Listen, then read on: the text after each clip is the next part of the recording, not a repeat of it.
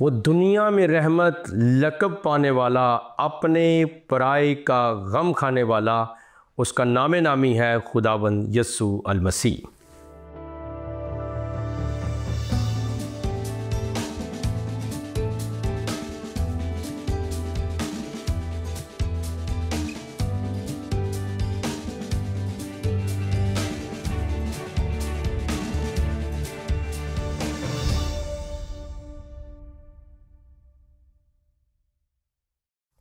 Programme दोस्ती का हाथ भाई सदीक के साथ।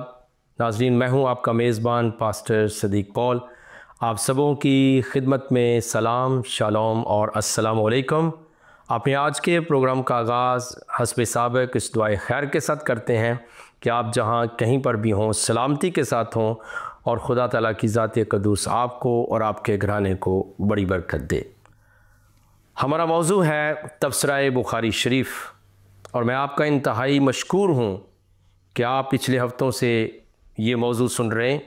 चूँकि बुखारी शरीफ के 3 वॉल्यूम हैं जो मेरे पास मौजूद हैं और पहले वॉल्यूम के जो पेजेस की, सफ़हात की और आग की तादाद है वो कोई 1200 के करीब तर है अंदाज़न। तो प्यारे अज़ीज़ों, ये एक लंबा टॉपिक था, लेकिन शुक्रगुज़ारी इस बात की है कि जिन्होंने बुखारी शरीफ को कभी नहीं पढ़ा, नहीं देखा, वो हमारे प्रोग्राम दोस्ती का हाथ भाई सदीक के साथ के वसीले से जान पाएंगे कि बुखारी के अंदर क्या क्या मौजूद है। आइए ज़रा सिलसिला गुफ्तगू को आगे बढ़ाएंगे और सफ़ा नंबर 522 पे मैं आपको लेकर चलता हूँ और इसके ऊपर आप क्या जो है तबसरा भी चाहिए, आप ख़ुद भी गौर व फिक्र करें कि इनके अंदर लिखा क्या हुआ है। तो सफ़ा नंबर 522 है। पैगम्बर इस्लाम ने फरमाया, जब आदमी रात को सो जाता है तो शैतान उसकी गुद्दी पर 3 गिरें लगाता है, जादू की गिरें, ये लिखा है जी।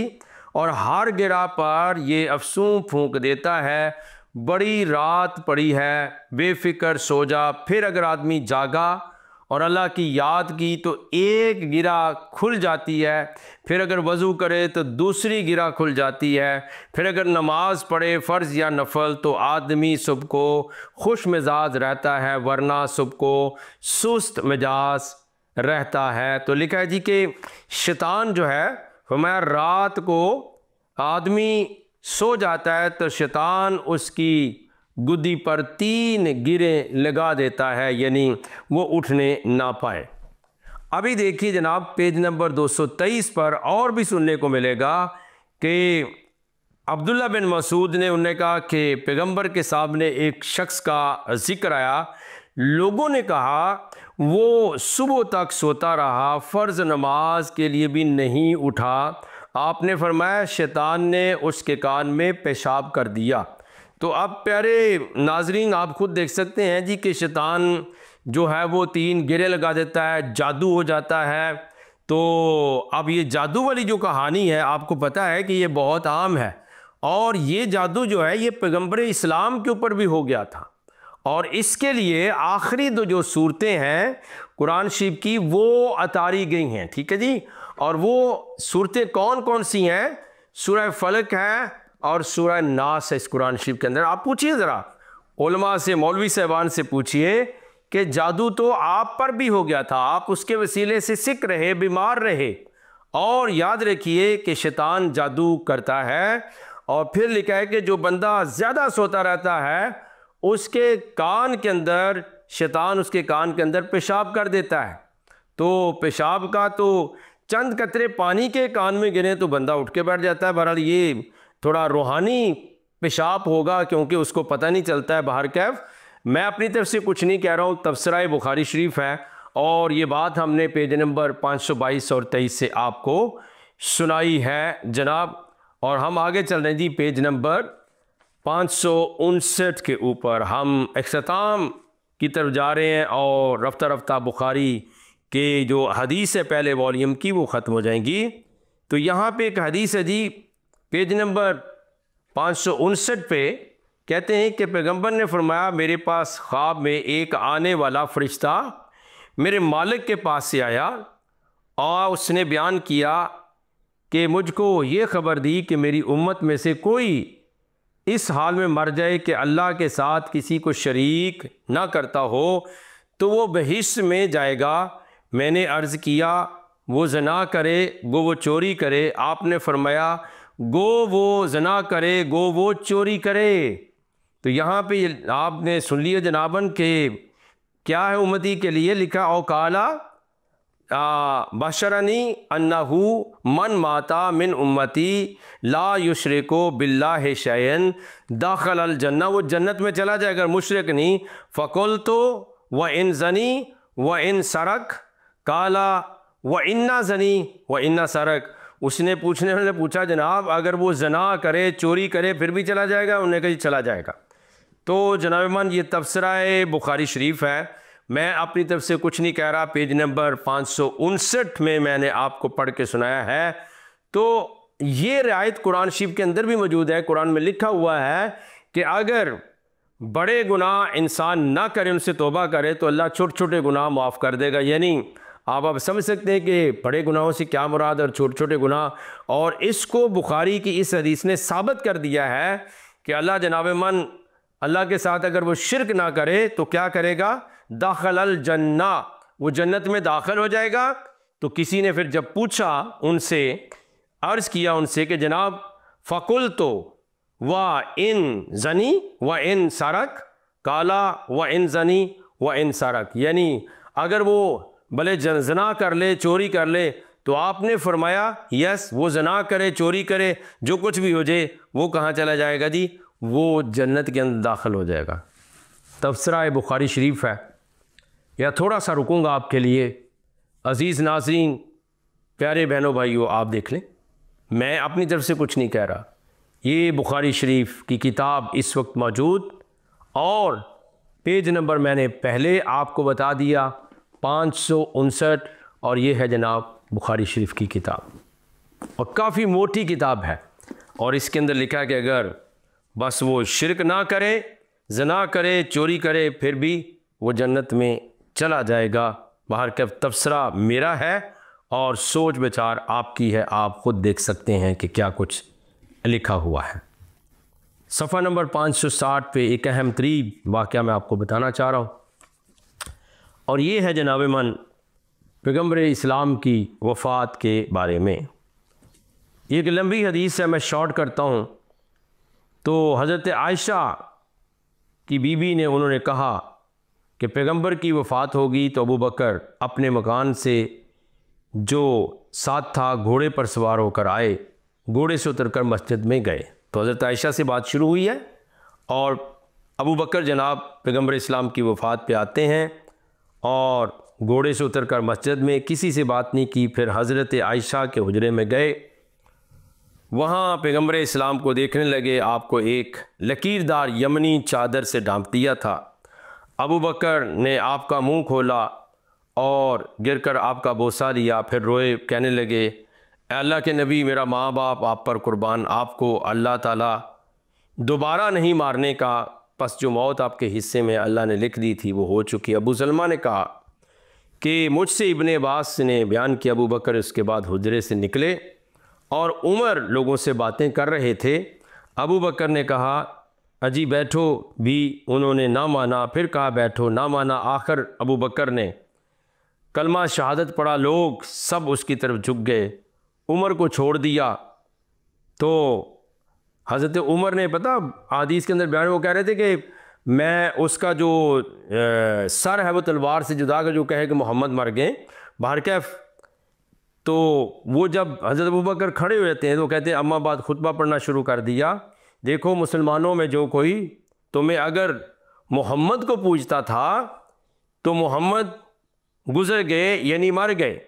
और इसके लफ्ज़ लिखे हैं फ़इन्ना मोहम्मदा कद मात वमन काना याबुदुल्लाह अज़्ज़ा वजल फ़इन्नल्लाह हय्युन ला यमूत। कहते हैं कि जो तुम मोहम्मद की पूजा करता था उसको कि मोहम्मद मर गए, और जो कोई अल्लाह को पूजता है तो अल्लाह हमेशा के लिए ज़िंदा है, कभी मरने वाला नहीं।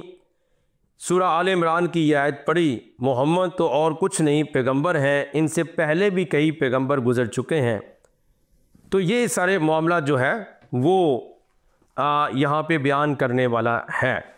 अब बुखारी शरीफ की ये हदीस बता रही है, लेकिन अगर आप सुन्नी बरेलवी मुसलमानों से, शिया से पूछे, वो कहते हैं पैगंबर तो ज़िंदा है और मुख्तलिफ अक़वाल बयान करते हैं। कोई कहते हैं जी कब्र के अंदर ज़िंदा है। तो मैं हमेशा कहता हूँ कि जो शख्स कब्र के अंदर ज़िंदा है वो बाहर क्यों नहीं आ सकता? बाहर क्या, ये उनकी अपनी बातें हैं, लेकिन जो ज़िंदगी है ना वो किसके पास है?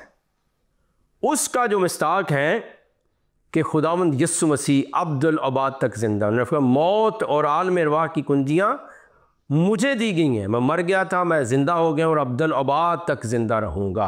आसमान और ज़मीन का कुल इख्तियार मुझे दिया गया है, और जो कोई तुम में से मुझ पर ईमान लाता है वो मर भी जाए तो मरता नहीं बल्कि हमेशा ज़िंदा रहता है। तो आज याद रखिए कि वो हालत है अहले इस्लाम की कि वो अपनी किताबों को भी शायद नहीं पढ़ते हैं और वो आपके साथ लड़ पड़ेंगे। अगर इतना भी कह देंगे कि मोहम्मद मर गया, हालांकि मौत के लफ्ज़ इस्तेमाल हुए, वो आपसे लड़ पड़ेंगे। लेकिन बुखारी शरीफ यही बताती है, लेकिन यस्सु मसीह ज़िंदा है। ये हम बुखारी के हवाले से बात कर रहे हैं। तो सफ़ा नंबर 570 और 71 पर कुछ मैयतों के बारे में, क्योंकि यहाँ पीर बाबा और बड़े बड़े मुफ्तियों के लिए जो कुछ किया जाता है वो बुखारी शरीफ उनसे पर्दा चाक कर रही है। सफ़ा नंबर 570 है और भी यहाँ लिखा है कि पैगंबर इस्लाम 3 कपड़ों में जो धोए हुए सूती थे कफन दिए गए, ना उनमें कमीज़ था ना अमामा। अब याद रखिए जी, पैगंबर इस्लाम का ख़ुद जो है कितने में कफन नबी फ़ी सलाते असवाब सहूलन कुरसिफ लैसन फ़ीहा कमीसन वला इमामत, कि उसके अंदर कोई इमामा नहीं था, कोई कमीज़ नहीं थी, बल्कि 3 कपड़ों में जो धोए हुए सूती थे कफन दिए गए, ना उनमें कमीज़ था ना अमामा। लेकिन करते क्या हैं, आप देख लीजिए सफ़ा नंबर 571 पर एक और हदीस। हज़रत आयशा ने कहा पैगंबर को 3 कपड़ों में कफन दिया गया, उनमें ना कमीज़ था ना अमामा था। फिर कहते हैं जी एक और हदीस है हज़रत आयशा से, वो कहती हैं कि 3 कपड़ों में कफन दिए गए, ना उनमें कमीज़ था ना अमामा। तो फ़ीहा कमीसन वला अमामतन, उनमें कोई नहीं था। लेकिन जनाब आजकल दफनाने का तरीका या तो बुखारी की हदीस बिल्कुल सही है, और या मेरी जान मौलवी साहब, अतारी साहब, कादरी, चिश्ती, हनफी, बरेलवी साहब, आप ठीक नहीं है, क्योंकि तफसीर बुखारी के अंदर ये हमारा हक़ है जो बुखारी शरीफ में लिखा हो पढ़ के सुनाएं। अब जनाबन जब बुज़ुर्गों को, पीरों को, दावत इस्लामी और जनाब मुबल्लिगीन को दफनाया जाता है तो बड़ा सजा कर दफन किया जाता है, मेकअप बल्कि किया जाता है, अमामा बांधा जाता है। जनाब आप यूट्यूब भरी है, मुमताज़ कादरी साहब को देख लें, दीगर लोगों को देख लें, जो इस वक्त यानी इन्हीं चंद सालों में 10 साल 20 साल में या मौजूदा ज़माना में उनको बड़ी सजा कर, उनको बड़ा मेकअप करके अमामे भी बंधे जाते हैं, लेकिन पैगंबर इस्लाम के लिए कमीज़ और अमामा कुछ भी नहीं था। ठीक है जी। फिर जनाबन आप देखते हैं कि मुसलमान जो हैं वो रस्म कुल, फातिहा, तीसरा, साता, 40वां उर्स, बरसी, ये सब कुछ मनाते हैं। लेकिन आइए ज़रा देख लेते हैं, बुखारी शरीफ को देखते हैं। 573 नंबर पेज पर यहाँ लिखा है कि हमसे मसदद ने बयान किया, उन्होंने हमसे बशर बिन मुफज्जल ने बयान किया, उन्होंने हमसे सलमा बिन अलकमा ने, और उन्होंने मोहम्मद बिन सहरीन से, उन्होंने कहा उम्मे अतिया का एक बेटा मर गया। उन्होंने तीसरे दिन रोज़ खुशबू मंगवा कर अपने बदन पर लगाई और कहने लगी हमको खावंद के सिवा और किसी पर 3 दिन से ज़्यादा सोग करना मना है। 3 दिन से ज़्यादा सोग करना क्या है जी, मना है। लेकिन यहाँ पर क्या, तीसरा भी है, साता भी है, 40वां भी है और सब कुछ है। लेकिन यहाँ पे क्या लिखा है कि अलबत्ता खावंद पर 4 महीने 10 दिन तक सोग है, अदरवाइज इसको किसी मुर्दे पर 3 दिन से ज़्यादा सोग ना करना चाहिए। अब सोग की हालत है या इसाले सवाब का मसला है, कुछ भी है, तफसीर बुखारी शरीफ में ये हदीस आई है कि 3 दिन से ज़्यादा नहीं, लेकिन यहाँ कुर्बान जाइए, तीसरा भी है, साता भी है, 10वां भी है, बल्कि 40वां भी है, फिर उर्स है, बरसी है और पता नहीं क्या कुछ है, लेकिन बुखारी शरीफ के अंदर यही लिखा है जो मैं बयान कर रहा हूँ। आज जनाब काफरों को, मुशरिकों को और थोड़ा सा बस चले तो यहूदी और दीगर लोगों को भी जला दिया जाता है, मार दिया जाता है। और अगर ये एतबार ना आए तो आप लिखें कि मुसलमान, इस्लामिस्ट या शिद्दत पसंदों ने कितने लोगों को जलाया है, दूसरे मज़हब के मानने वालों को, अपनों को भी बल्कि जला देते हैं। लेकिन आइए ज़रा गौर से इस हदीस का मुताला करते हैं और सफ़ा नंबर है 586 के ऊपर। आप ज़रा देखें जी, या बुखारी ठीक है या आप ठीक हैं, बाकी हम कुछ नहीं कह रहे, जो कुछ लिखा है हम उसके ऊपर तबसरा कर रहे हैं। तो सफ़ा नंबर 586 और 587 कहते हैं कि अब्दुल्ला बिन मुकस्सम से उन्होंने, जाबर बिन अब्दुल्ला ने, उन्होंने कहा एक बार ऐसा हुआ कि एक यहूदी का जनाजा हमारे सामने निकला, पैगम्बर इस्लाम उसको देखकर खड़े हो गए, हम भी खड़े हो गए और हमने कहा या रसूलल्लाह ये यहूदी का जनाजा है। आपने फरमाया जब तुम जनाजा देखो तो खड़े हो जाया करो। आप जनाब मन, जब तुम जनाजा देखो तो खड़े हो जाया करो। अब अल्टीमेटली बात है, ये हदीस मैं सुना रहा हूँ, फिर अगली हदीस सुन लीजिए। लिखा है लोगों ने एक और जनाजे की बाबत कहा तो आप खड़े हो गए। लोगों ने कहा यह जनाजा तो यहाँ की रैयत यानी ज़िम्मी काफरों का है। उन्होंने कहा कि पैगंबर के सामने भी इसी तरह एक जनाजा गुजरा था, आप खड़े हो गए। लोगों ने कहा ये यहूदी का जनाजा है। आपने फरमाया यहूदी की क्या जान नहीं। और अबू हमज़ा मोहम्मद बिन मैमून ने आमद से, उन्होंने उमर बिन मरा से, उन्होंने अब्दुर्रहमान बिन अबी लैला से ये रवायत किया, मैं सहल और कैस के साथ था। उन्होंने कहा हम पैगंबर के साथ थे। और ज़िक्रिया ने शाबी से ये रवायत किया, उन्होंने इब्ने अबी लैला से कि अबू मसूद और कैस बिन साद दोनों जनाजे के लिए खड़े हो जाते थे। तो जनाब मन ये है जी, इसको कहते हैं एहतराम मैयत, खा किसी की हो, यहूदी की हो, मसीही की हो, हत्ता के काफरों की हो। तो बुखारी शरीफ के अंदर तो ये लिखा है, लेकिन आप याद रखिए कि आप किस तरह का तर्ज अमल अपनाए हुए हैं और कितनी नफ़रत का इजहार करते हैं। अब फैसला नाज़रीन ने करना है कि बुखारी ठीक है या मेरे मुसलमान बहन भाई वो ठीक कहते हैं। आइए ज़रा पेज नंबर जो है सफ़ा नंबर 592 पे चलते हैं और आप ज़रा यहाँ देख लीजिए कि कौन कौन से और हदीस के बयानात मौजूद हैं।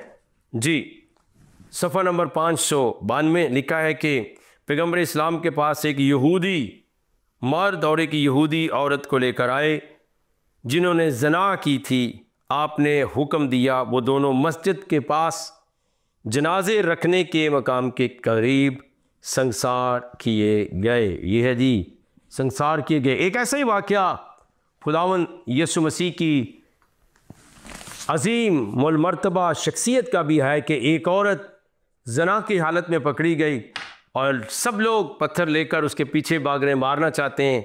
और इतने में रहमत दो आलम खुदावंद यसु मसीह का ज़हूर होता है और आप फरमाते हैं कि सबसे पहला पत्थर वो मारे जिसने खुद गुनाह नहीं किया, और सब पत्थर वहाँ छोड़कर भाग गए। ये किसकी हैबत थी, किसका जलाल है, किसकी बरकत है। और उस लड़की से कहा, औरत से कहा कि जा बेटी आइंदा को गुनाह ना करना। ये है जी मुआफ़ी का ऐलान। और एक तरफ है संसारी और तबसरा है बुखारी शरीफ। और ये मैं आपको सुना रहा हूँ कि यीशु मसीह मुआफ़ करने पे कादर हैं। और फिर एक और वाक़या है अजीब तर, हालांकि फ़रिश्ते कहते हैं जी नूरानी मखलूक है, वो नूर है, ठीक है जी। तो नूर का क्या जिस्म होता है या नहीं होता है। तो बाहर कैफ हदीस है जी 596 नंबर यहाँ पे पेज है। कहते हैं, बहुत मुख्तसर करता हूँ, कि फ़रिश्ता हज़रत मूसा के पास भेजा गया आदमी की शक्ल में।